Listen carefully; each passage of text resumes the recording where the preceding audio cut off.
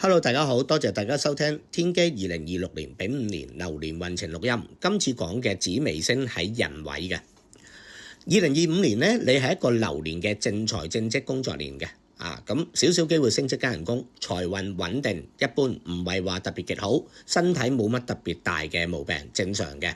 咁呢一年最唔好呢，係我哋個夫妻宮破喎。咁之前都有同你講啦，拍拖有機會分離，結咗婚有機會有爭執，單身直情遇到一啲可能會令到你破財嘅感情，咁就唔好嘅。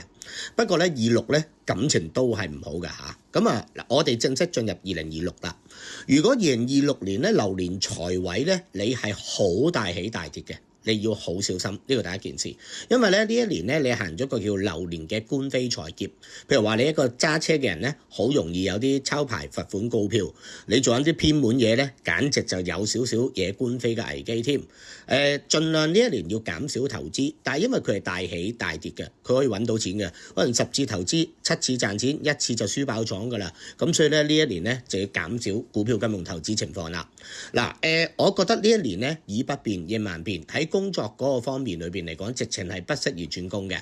咁要轉工喺25轉27轉都 OK，26咧就唔適合轉工㗎啦。咁呢個第一件事。投資要減少，輕微嘅桃花劫桃花劫嗰方面咧唔係嚴重嘅，但係咧如果你係拍緊拖，對方有機會出現外遇，即係唔好嘅感情嘅情況之下咧，就不如就可能喺25就分手啦，因為拖到26咧都係爆嘅啦。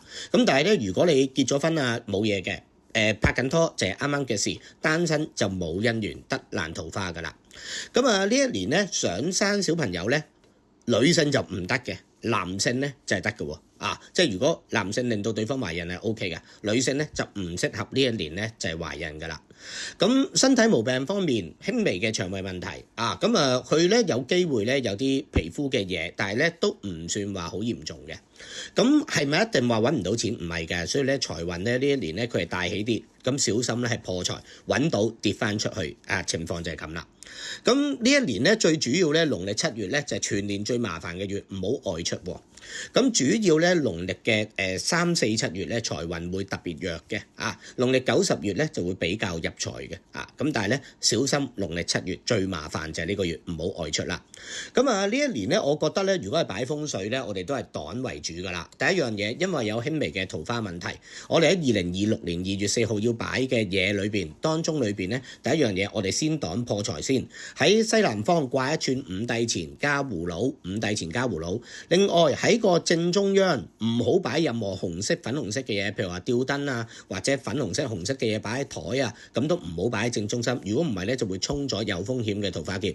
呢年都係守為主，唔好太進取啦。工作裏邊要轉2527轉26，盡量唔好轉工。OK， 咁如果唔清楚你自己嘅流年命局喺邊度，歡迎 DM 秘書，秘書可以 send 翻個流年運程錄音俾你嘅。預祝2026年身體健康，揾大錢。